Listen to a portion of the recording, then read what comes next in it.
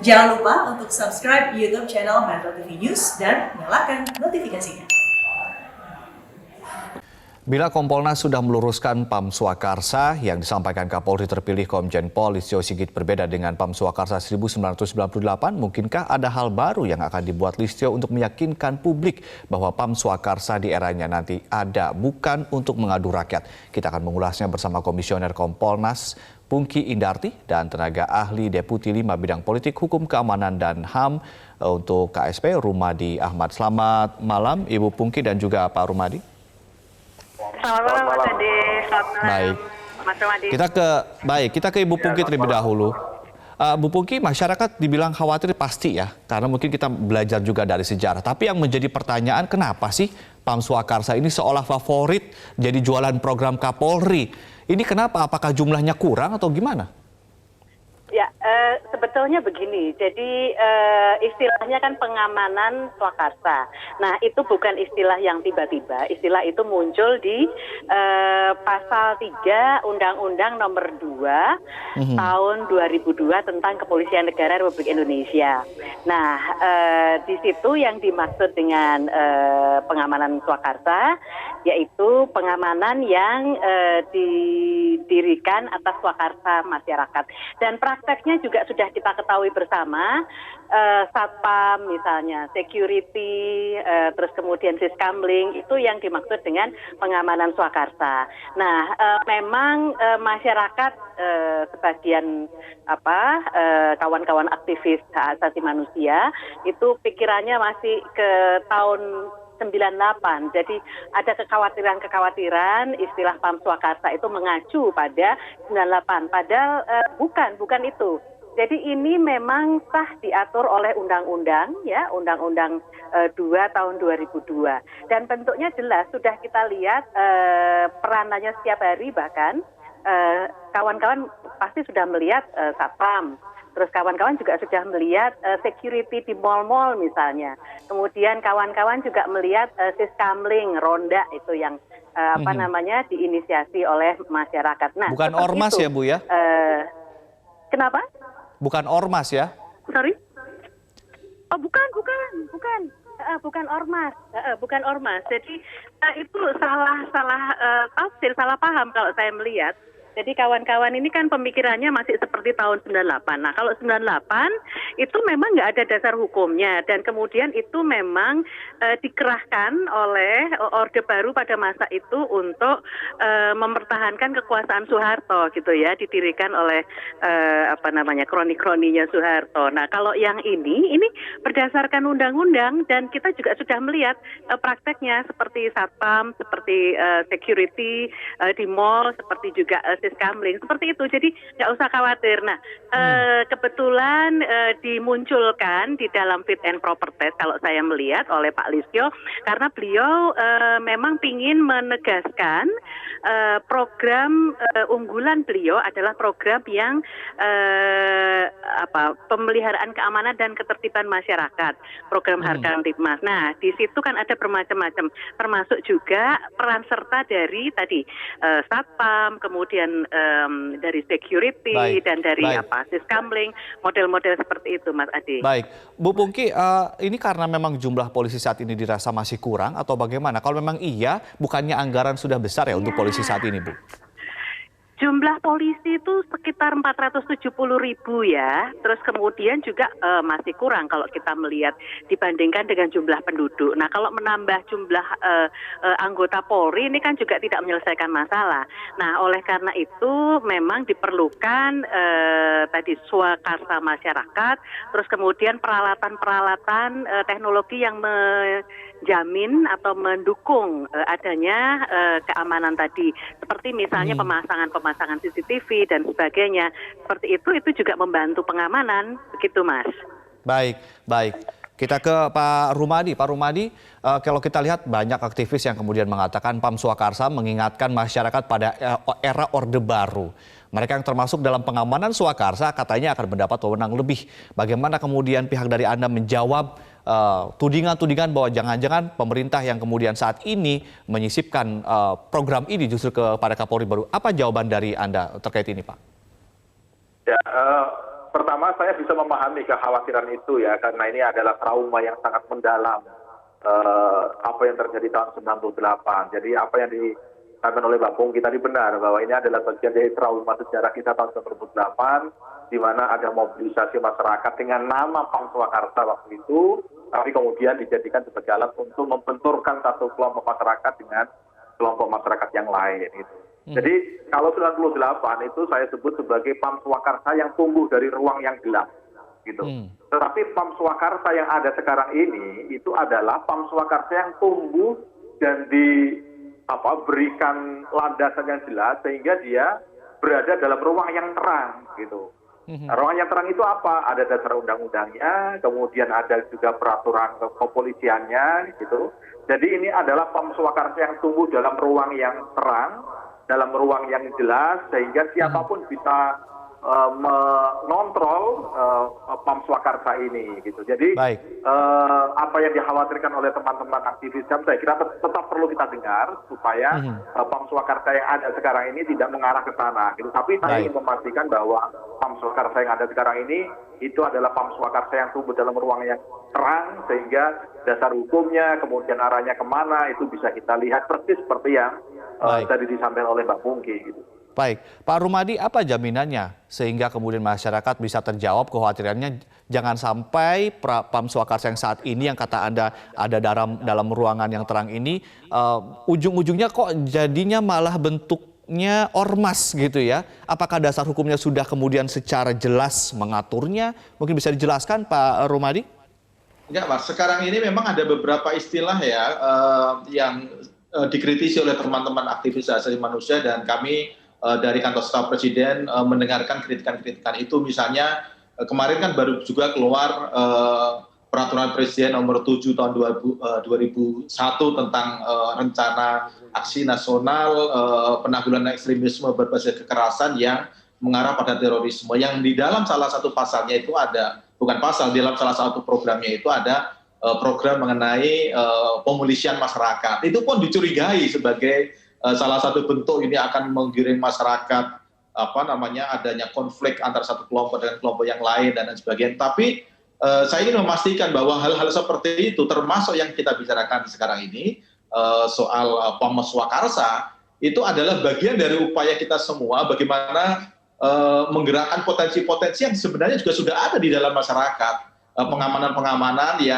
yang mungkin dulu tidak ada dasar hukumnya, kemudian sekarang ada landasannya, dan semua orang, saya kira karena sudah ada Undang-Undang Nomor 2 Tahun 2002, ada Peraturan Kepolisian Nomor 4 Tahun 2020, saya kira semua orang bisa mengontrol di situ. Sehingga kalau misalnya ada pembelokan fungsi Pam Swakarsa, kita akan bisa segera melakukan kontrol supaya pembelokan itu tidak terjadi.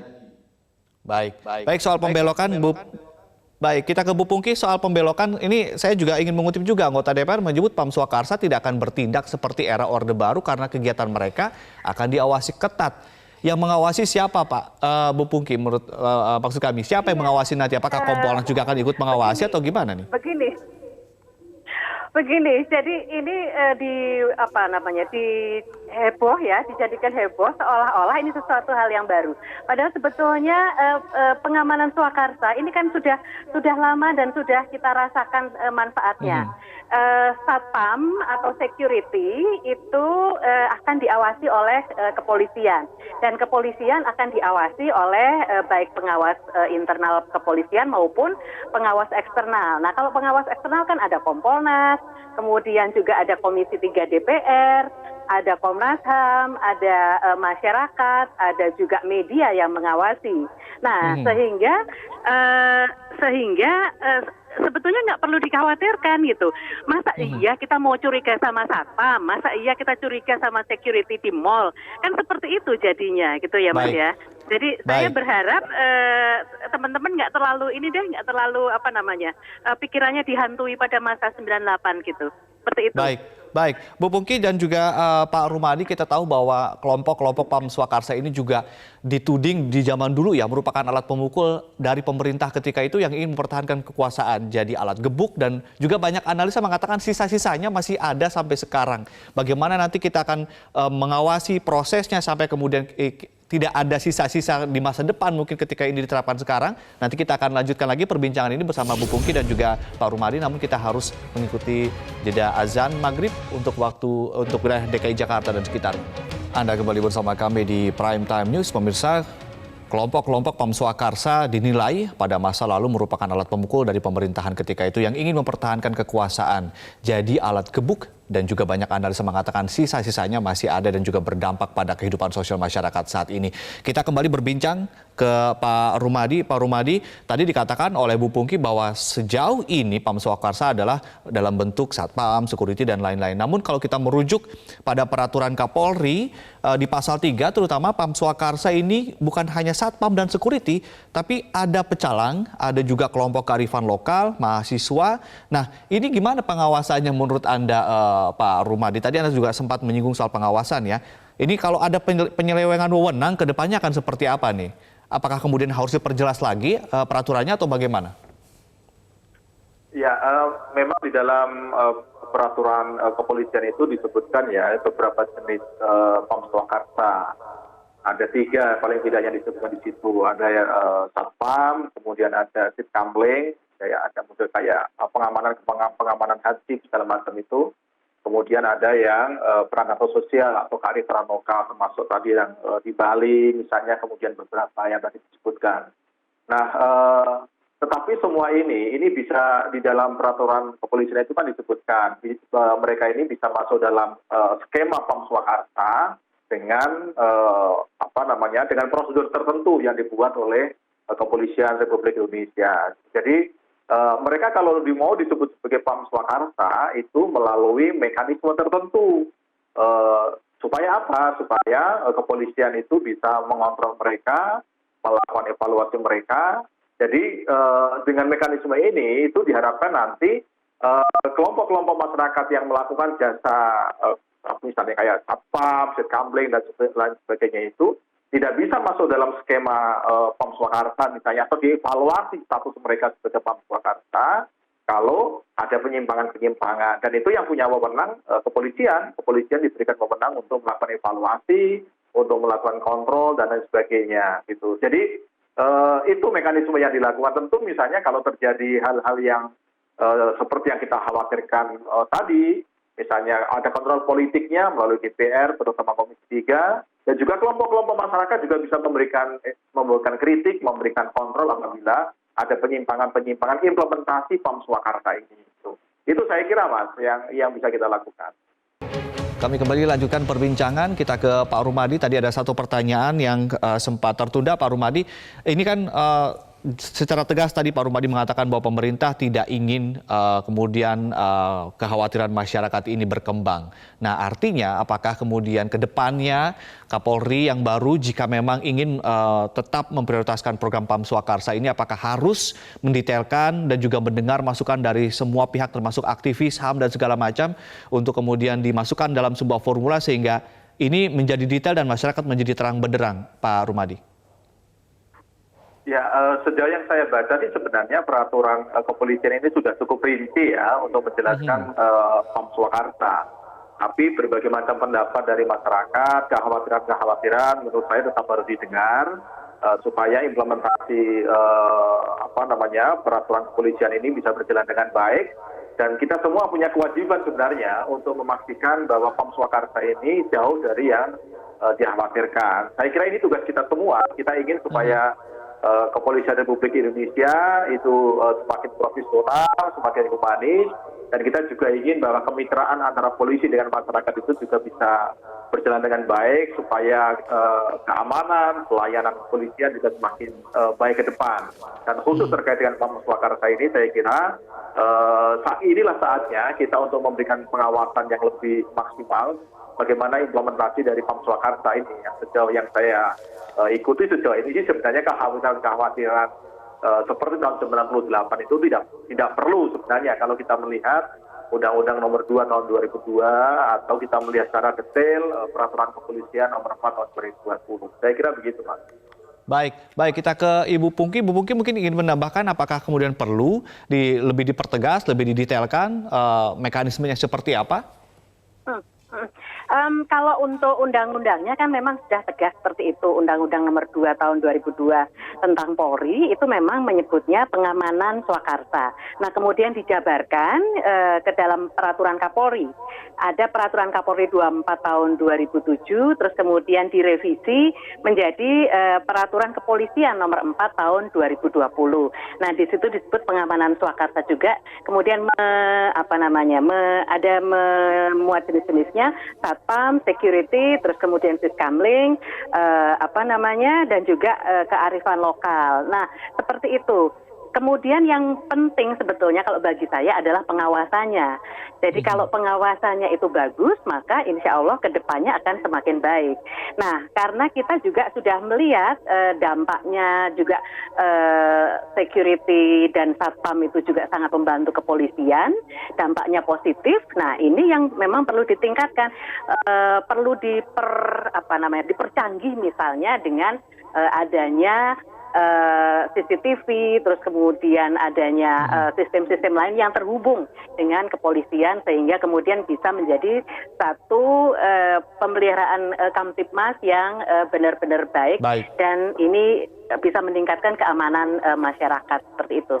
Oke, ini pertanyaan terakhir saya ingin ajukan kepada Ibu Pungki lagi. Ini saya mengutip kemudian kata-kata yang disampaikan oleh calon Kapolri. Apabila saya diberikan amanah untuk menjadi Kapolri, transformasi Polri akan saya lakukan dengan transformasi prediktif, responsibilitas, dan transparansi berkeadilan yang kami perkenalkan sebagai konsep Polri yang presisi. Apa kaitannya dengan Pam Swakarsa, Bu Pungki, kalau Anda lihat? Pengamanan swakarsa, sekali lagi Mas, ini mesti harus dilihat asal-usulnya dari mana? Asal-usulnya kan dari Undang-Undang Kepolisian, dari Undang-Undang Polri. Dan tadi yang dijabarkan oleh Pak Listio itu adalah kelanjutan dari Grand Design Polri. Kalau Grand Design Polri yang pertama, misalnya tahun 2005 itu ada trust building, kemudian partnership, strive for excellence, dan terakhir soal terakhir excellent. Nah, apa yang dijelaskan oleh Pak Listio kemarin adalah kelanjutan dari program-program Kapolri sebelumnya. Program-program Kapolri sebelumnya, misalnya kalau kita lihat Pak Idam misalnya promoter ya. Nah, dari promoter itu kemudian menjadi presisi. Nah, presisi, pemolisian yang presisi itu lebih meningkatkan Harkamtibmas kalau saya melihatnya seperti itu. Dengan meningkatnya Harkamtibmas, otomatis person-person yang terlibat di dalam Harkamtibmas itu diberikan ruang, termasuk juga dengan pengamanan swakarsa tadi, seperti itu. Karena itu merupakan pembantu dari fungsi kepolisian. Fungsi kepolisian tidak hanya dijalankan oleh Kepolisian Negara Republik Indonesia, melainkan juga dibantu oleh unsur-unsur yang lain. Misalnya ada kepolisian khusus, kemudian termasuk PPNS, dan juga ada pengamanan swakarsa yang terdiri dari Satpam dan Siskamling. Seperti itu, Mas. Baik, terima kasih Ibu Pungki Indarti dan juga Pak Rumadi Ahmad telah bergabung bersama kami di Prime Time News. Kita lihat bagaimana nanti gebrakan dan juga formula dari Pam Swakarsa ini akan seperti apa begitu.